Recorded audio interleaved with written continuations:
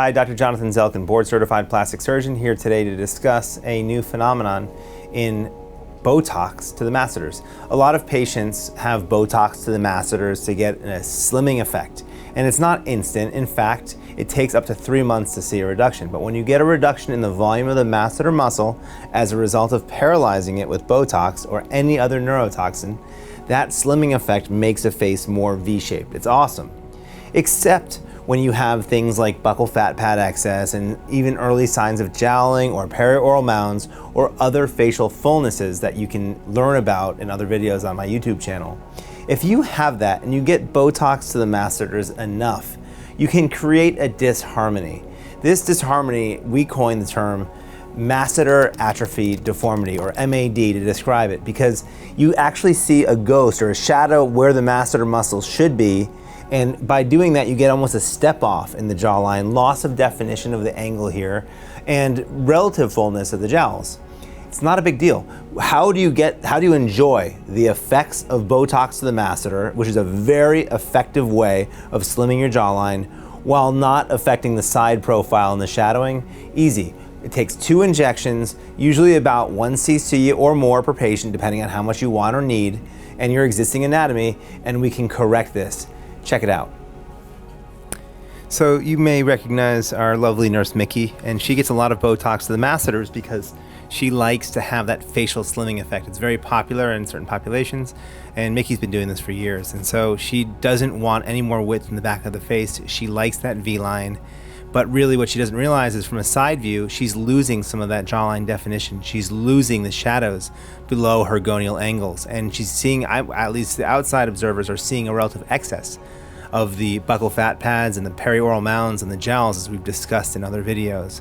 And so even if you have a slightest excess of these areas, they become more noticeable on the side view. And an easy way to correct this without widening the face is to put a bullet point of filler over the gonial angle, almost like I'm putting an implant in there. And really, the effect of this single injection is very powerful. It's very meaningful. And the results, I think, certainly will speak for themselves. You're able to get a very nice jawline. You're shadowing out and making sure you're hiding any of the existing jowls or buccal fat pad excess or any of that.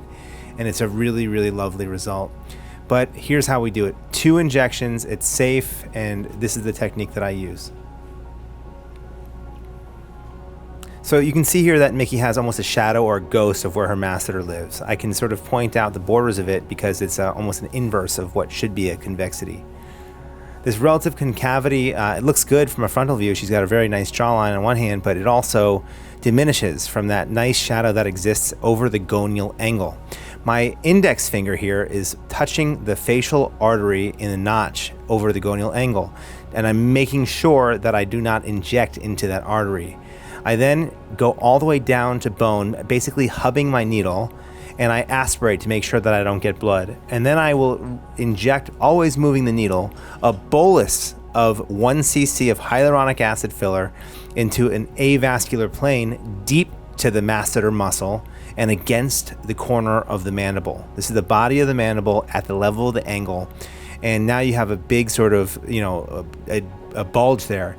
Using my thumb to gently massage that into the corner as though I'm sculpting the perfect implant is all I need to do to fix this masseter atrophy deformity.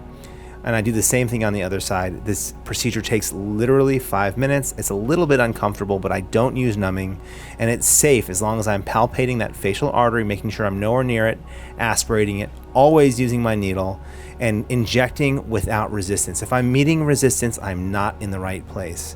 It should be a relatively resistance-free injection of hyaluronic acid into that right plane.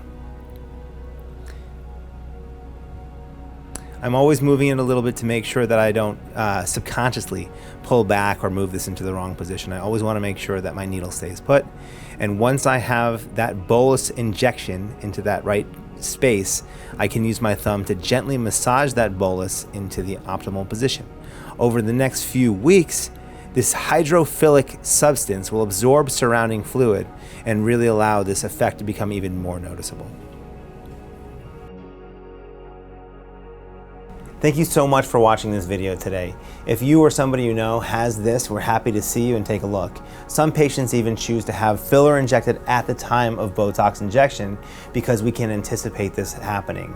If you or somebody you know has this or wants to discuss it further, please don't hesitate to call our office. Thank you.